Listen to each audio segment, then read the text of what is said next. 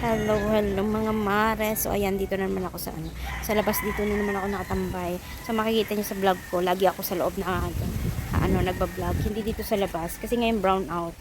Kasi na naman yung sakit ng muscle ko. Nagba-brown out na naman siya. So nakailang patay sindi na ata mula kahapon. So ngayon, every hour ata siya nagpatay sindi, every hour. So wala pang isang oras. Parang wala pang isang oras yata nagpapatay-patay na siya. Tapos, eto, pagka ng pang-apat o panglimang, off, panglimang, panglimang off, nabubulol tuloy ako. Dire-diretso na hanggang ngayon. So, halos isa't kalahating oras ng walang ilaw. Kasi kanina patay sindi. Pero maya-maya dyan na naman. So, after 40 to 1 hour, nag-off na naman siya. Tapos mamaya andyan na naman siya. Mag-on siya ng wala pang isang oras. Tapos mamaya mamatay na naman. Ay, nako. Lalabas sana ako ngayon. Kaso, iniisip ko kasi walang bantay. Baka kung saan lang pumunta. Walang bantay kasi. Hindi ko makita yung mga bantay dito. So, walang bantay dito sa harap. Buti na lang, paano na lang kayo pag wala ako lagi dito. So, may kargada kasi naghahanap ng mga nila, ng mga mga padala ba. So, walang mapagtatanungan. So, walang tao. Okay naman na yung sasakyan ko. Kaso, yun nga lang, sa tagal siguro niyang na-stuck. Pag ang sasakyan pala na-stuck, kaya pala kailangan mo paandarin every other day. Para hindi siya, masira. Tuluyang masira. Dahil sa kakatipid ng asawa ko sa, niya. Battery, magkano lang naman yung battery ng kotse. So, pinaabot niya ng ilang buwan na hindi magamit. Ayan. Ay, naku mga mare. So, what's the plan for today's? Andito lang ako, ayan.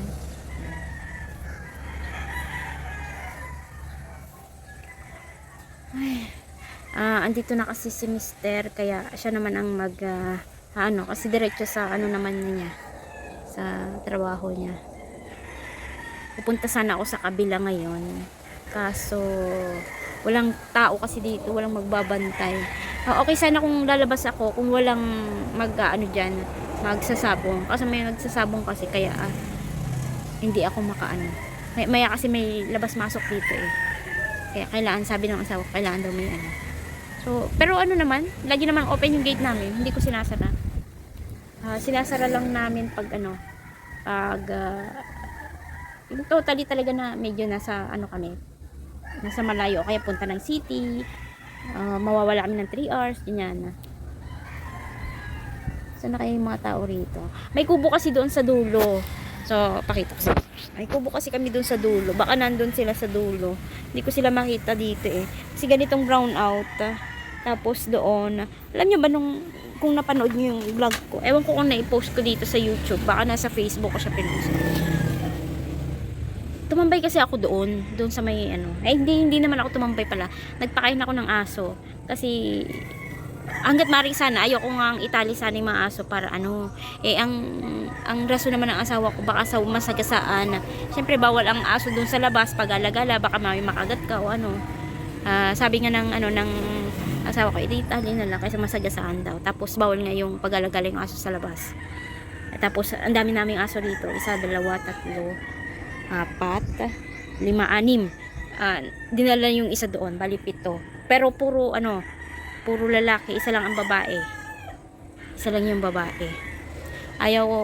Sabi ko nga sa asawa ko, ayaw ng babae kasi nga syempre ay hindi ka na nga makapag-alaga ng aso. 'Di ba? Kaya iniiwan namin ang lalaki, basta yung babae pinamimigay namin. Back to tayo sa kwento ko. Pakain kasi ako doon ng aso. Sabi ko nga sumandal kasi ako sa pader.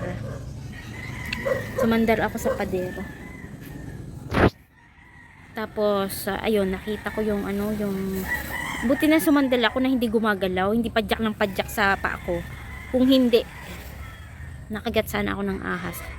Yung ahas pa naman siya, patingin ko ano pa lang siya, maliit pa lang naman na siya, na siguro tingin ko cobra siya kasi ganun tapos medyo malapad yung ulo niya saka kung ahas bukid lang, 'di ba dapat ano lang siya, yung yung maliit yung ulo, hindi nakita ko talaga na ano, tapos yung ano niya, di ba sa cobra pag ganun siya. So andito na yung mga tao. So dumating na yung mga ano dito, tapos na siguro sila magana. So ayan, hihinaan ko na lang yung boses ko kasi pag may tao na medyo ano na, hindi na ako masyadong makapag sigaw ng maayos. So ayan, dumaan siya sa paa ko pag ganun siya. So nakaganyan talaga siya. So sabi ko, akala ko nun si Storm, yung aso namin na babae, yung laging nakawala. Akala ko si Storm kasi ano siya, alam ko nakabuntot siya sa ano ko, pero sa isip ko hindi ko pa siya tinitignan, hindi ko, kunwari sana sa isip ko kasi kunwari hindi ko siya papansinin. Tapos na ano ko, naramdaman ko na malamig. Sabi ko, kung malamig, at malamig kasi dapat ang katawan ni Storm mainit, at kasi mabalahibo nga. So mararamdaman mo naman yung balahibo ng ano. So syempre tinignan ko na siya, pero nakadaan na siya sa ano ko sa isang paa ko, doon na siya sa ano. Pero hindi ko alam kung tatakbo ako o ano. Sabi ko, wag, sa isip ko wag na lang, kaya mas pinili ko na lang wag gumalaw hanggang sa makadaan siya, hanggang sa makadaan talaga siya. Buti na lang talaga. Naku, hindi ko talaga ma-imagine yung time na yun, na paano kung nakagat ako, diba? Walang ano rito. So sa Pilipinas pa naman bihira yung mga ng ahas, lumot sa ahas. So hindi lang naman ito yung first time ko. Nung una, hindi pa inaayos pa lang tong bahay. Bagong lipat lang kami rito kasi doon nga kami sa kabila. Bagong lipat lang kami rito. Alam niyo ba, labas-masok kasi ako doon, lagi ko sinisilip yung dito. So ayan, dyan. So lagi kong sinisilip doon. Sinisilip ko kung malinis ba o ano. Tapos pag ano ko, yung PVC na kulay orange, so malaki siya, malaki yung butas niya. Ewan ko anong size yun. Basta yung malapad siya, ganyan siya kalapad So sinilip ko siya sa sa PVC. So ahas talaga, alam ko ahas talaga siya. Kumawa po, nakapulipot na siya na ganun. Sabi naman ng asawa ko, ano yun? Yung kulay napasigaw kasi ako, ahas. So takbo ako, tinawag ko yung asawa ko. Sabi ko sa kanya, may ahas dito sa sa isang dito sa may bodega, sa may isang kwarto na bakante. So bakante, wala siya, walang mga karga, walang malinis siya. Tapos PVC lang nandoon na nakatayo. Pag sinilip ko kasi yung Diyos ko, hindi ko ma-imagine talaga. Paano kayo pag silip mo, ganon yung sinilip ko kasi siyang ganon, nandun talaga, nakaano siya doon sa may PVC. Tumakbo ako, ahas, sabi ko. Sabay tawag ko sa asawa ko. Tawag sa cellphone. Para ipaano sa amin. Tapos maya dumating na sila, gis. Sino pa ba? Si daddy, ate, yung isa. Ewan ko pa sino yung isa. Nalugog nila doon sa may wala daw silang nakita. Sabi ko, imposible. Tapos dumating na yung asawa ko. Imposible daw. Na baka lang malikmata lang daw ako. May nandoon yung plastic ng Presto na yellow. So, Presto na yellow at saka Uishi, yung kulay orange. Yung mga plastic lang siya na nandoon. Pag inangat naman daw nila, wala naman daw. So inalugog nila bawat sulok, wala daw. So, imagination ko lang daw yun. So nung una, hindi naniwala yung asawa ko na ahas yung nakita ko. Tapos ito yung pangalawang dito rin din siya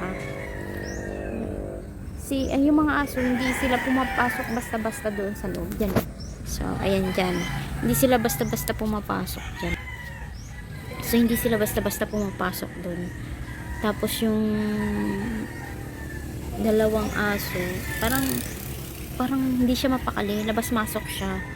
Tapos, maya-maya, tahol na ng tahol. Sabi ko, himala, pumasok. Balik-balik. So, ang ginawa ko, sinundang ko kung ano yung tinatahulan niya. Maya-maya, pag ano niya, atras-abanti siya eh. Parang, akala ko nga manok yung inaano niya eh. Inaaway niya kasi atras-abanti siya, atras-abanti.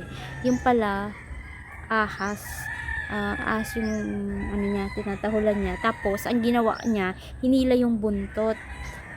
Tapos, binitawan. Tinahulan ulit. Tapos, hinila ulit niya. So, dalawang beses niya kasi hinila. Tapos, binitawan niya. Hindi naman niya, parang natakot siyang, yun eh. Kasi, umaano yung ahas eh. Gumaganon, parang gumanon. Tapos, parang gustong tumakbo, palabas. Tapos, ano ko naman, bigla akong tumakbo. Hindi ko na matandaan kung sino yung mga nandito. Kasi gabi na yun eh. Tinawag, napasigaw ako. So, ahas, sabi ko. Kasi nga, hinila kasi ng ahas. Baka kasi habulin ako eh. Ang ginawa ng asawa ko, tapos si Jis at saka si Dading ata yun. Tatlo sila. Sinilip nila yun. Wala daw naman. Sabi ko, doon na nagalit yung asawa ko. Kasi pangalawang ko na nga yun eh. Pangalawang sabi ko na sa kanila na hindi sila naniwala. Syempre, hindi naman ako bulag no para maggawa-gawa ako ng kwento. Parang iniisip niya, gawa-gawa ko lang daw yun na may ahas. May ahas nga. Sabi niya, paano naman magkakaahas dyan? Kasi semento yan. Tapos, yung tiles ba? Tiles yan. Tapos, syempre, sabi ko, gusto na maahas yung malamig na lugar. Malay mo, bumaba lang sila dyan. Naghanap ng malamig. Sabi ko nga sa asawa ko. Kasi, maano doon eh. Laging basa kasi doon. Ala naman, gawa-gawa ako ng kwento na yung aso tumatahol. Tapos, hinila yung buntot. Wala. Nilabas ulit nila. Wala daw sila talagang nakita. So, ewan ko lang kung saan sila lumulusot dyan. Sabi ko, maraming butas dyan. Yung mga butas na maliliit yan, papuntang ilalim. So, duda nga ako maraming ahas sa ilalim. Pag binakbak mo. Kaya, ewan. Pero, wala pa naman kami nakikitang lumalabas. So far. Eh, magmula nun talaga, hindi na talaga ako pumapasok na. Makikita na naman ako ng ahas. Sabi na naman ng asawa ko, na yung itsura niya, nagalit siya. Parang hindi siya, parang yung expression niya, although sinabi niya naman na hindi niya sinabi na pero yung expression niya kasi na parang sinabi ba na namamalikmata lang ako o gumagawa lang ako ng kwento. Hindi naman ako mahilig maggawa ng kwento. Sabi ko nga sa kanya, aso nga pabalik-balik. So minake sure ko muna wala akong dalang phone eh. Sayang nga hindi ko na-videohan eh. Sana kasi nung nagpakain ako ng aso, hindi ko rin binidyohan eh. Sayang nga, pero yung paghila talaga ng aso, yun talaga yung totally talaga na na masasabi kong as in may ahas na talaga doon. Kasi yung una, tumakbo kagad ako eh. Kasi hindi ko siya inano eh. Basta nakita ko lang siya nung nakapulupot sa PVC. Doon sa loob ng PVC nakaano siya. So sabi naman ng asawa ko, hindi naman natutumba yung PVC. Saan naman mapupunta? Ewan ko nga, sabi ko nga baka mamaya may nagmumulto na ahas. So, ako lang ang nakakakita at yung aso. So, imposible naman na multo yun na ahas. Sabi ko nga, sa isip-isip ko lang Sa isip-isip ko lang yan Imposible naman. Kasi hinila kasi ng aso eh. Tapos, akala ko yung yung kaaway niya is yung manok. Yung manok kasi, minsan kasi Pero, imposible na manok yun. Kasi, sabi ko, posible na manok yun. Kasi baka tulog tapos na yung aso baka gusto niyang kagatin. Baka ang iniisip ko kasi baka tinutok pa siya ng manok. Kaya parang gumanong kasi yung ulo niya. Pero hindi ko pa nakita kung ano yung talagang hinihila niya na Tapos nung totally na pumasok na ako, yun, ahas na talaga. Confirm ko talaga na ahas. Ayan. that's it for today mga kapatid. Nagkwento lang naman ako para naman medyo maka-practice kahit paano yung bibig ko na lagi na lang nasa phone tapos hindi ako nagsasalita, wala akong kausap, so tinatamad ako magano.